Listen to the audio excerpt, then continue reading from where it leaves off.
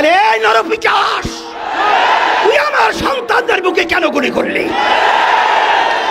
আবু সাঈদের হাতে কোনো অস্ত্র নেই, ওর হাতে কোনো লাঠি নেই, ও একটা মেধাবী ছাত্র, ও কোনো সন্ত্রাসীর কোনো তালিকা ওর নামে নেই।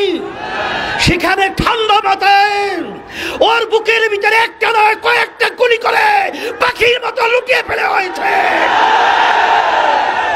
আর সেটা আমরা বসে বসে দেখব, আর সেটা আমরা সহ্য করব? এটা হতে পারে না, হতে দেওয়া যায় না। এর প্রতিবাদে রাস্তায় নামতে হবে। খুনিদের বিচার বাংলার জমিনে করতেই হবে।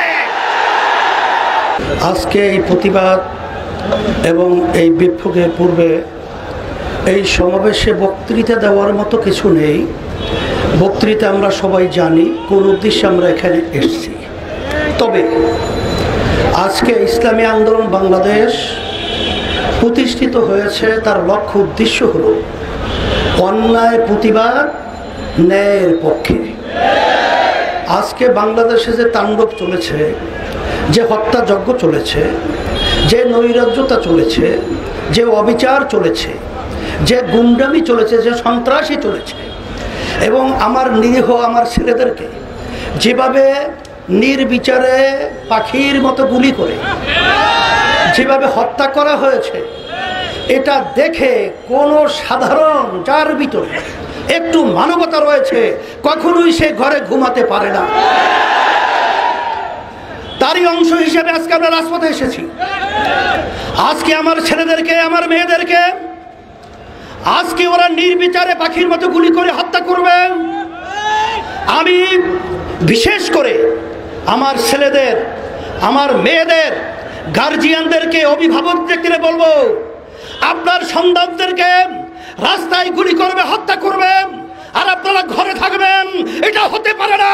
আপনারা আসেন, আমরা আমাদের সাথে আছি ইনশাআল্লাহ। সাথে সাথে আজকে কোন দেশে আমরা বসবাস করছি?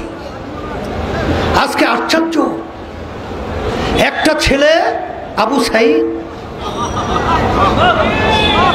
আবু সাঈদের হাতে কোনো অস্ত্র নেই, ওর হাতে কোনো লাঠি নেই, ও একটা মেধাবী ছাত্র, ও কোনো সন্ত্রাসীর কোনো তালিকা ওর নামে নেই।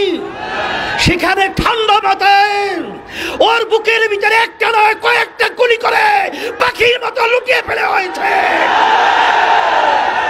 আর সেটা আমরা বসে বসে দেখব, আর সেটা আমরা সহ্য করব? এটা হতে পারে না, হতে দেওয়া যায় না। এর প্রতিবাদে রাস্তায় নামতে হবে। খুনিদের বিচার বাংলার জমিনে করতেই হবে।